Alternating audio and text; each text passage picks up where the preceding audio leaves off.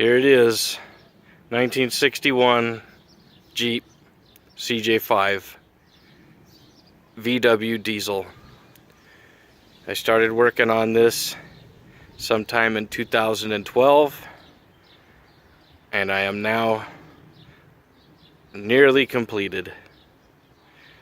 This will be a walk around, and I will try to show everything that's been done with as much detail as possible.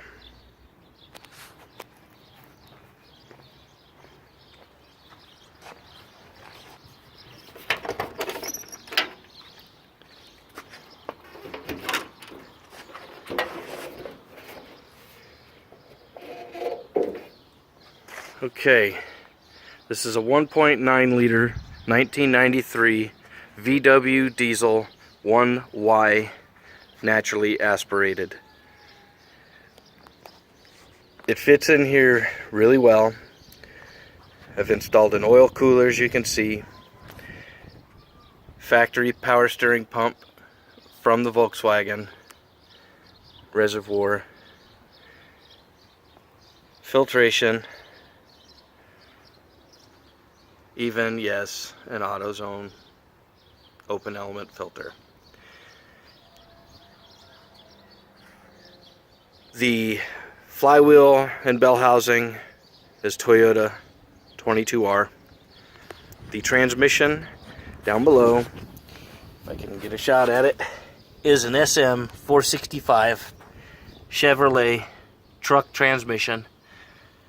Dana 18 transfer case. Forgive the shakiness. Underneath, I have mounted the Toyota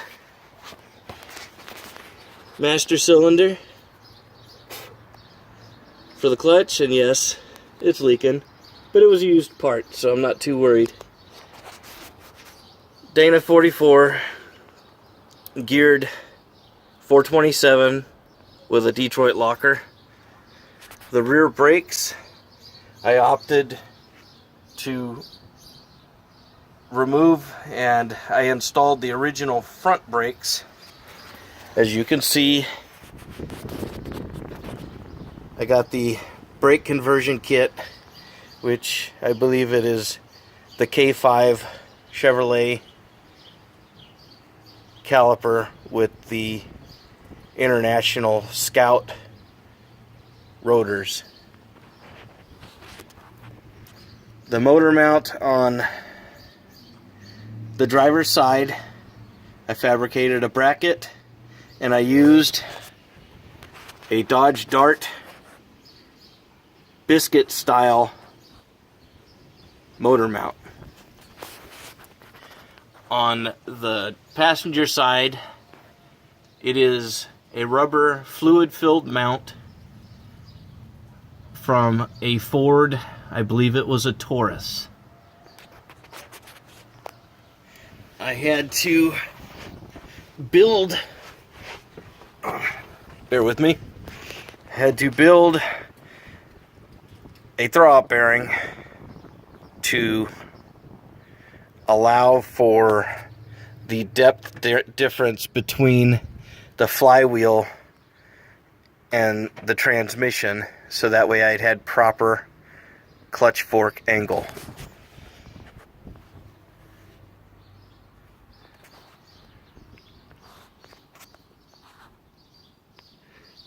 It's pretty rough underneath.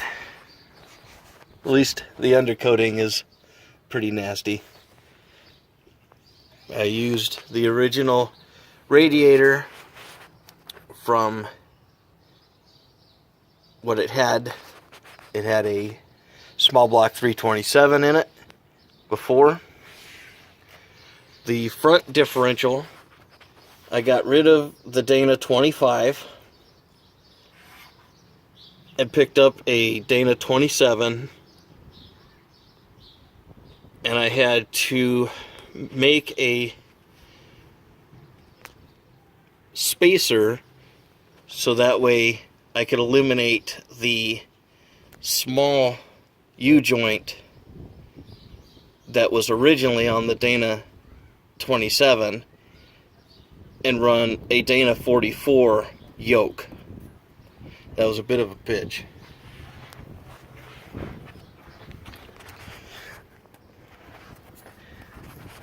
Here I have my oil cooler lines, which certainly, like anything, isn't 100% sealing. You can tell it's leaking, but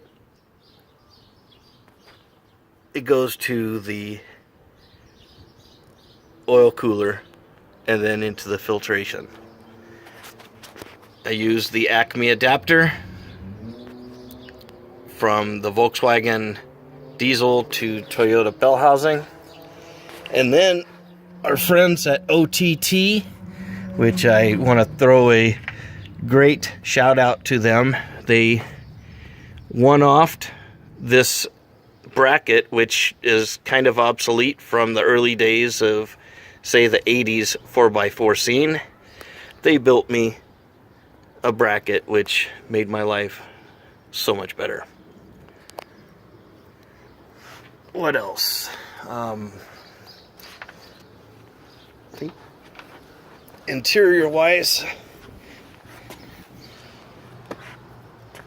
the dash had a billion holes in it, so I tried filling all the holes with switches. Yes, I have a tachometer. It is not working yet, and I will get to that shortly. CB was just installed, waiting on a part from Amazon so that way I can mount my antenna. The center of the dash had a big gauge cluster, which was a real rusted out piece of shit. So I opted to turn it into a little cubby for cell phones, wallet, etc.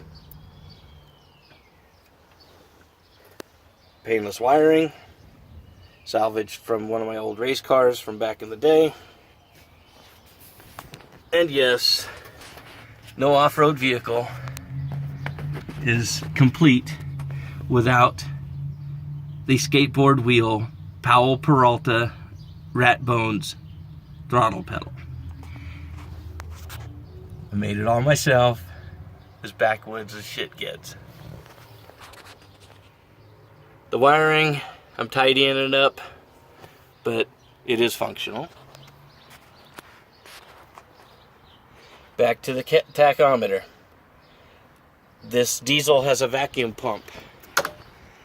I will be removing the vacuum pump, which is down there. I don't know if you can see it. If you know what you're looking for, you'll see it. I will be removing the vacuum pump and installing a gas distributor, so that way I will have a reference and I could use that for the tachometer signal, and that will solve that problem. The steering gearbox is from a Chevy. I believe it was like an El Camino or a Malibu of early 80s vintage. I think it was 82.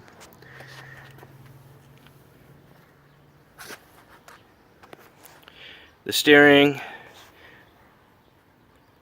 I replaced with the larger tube,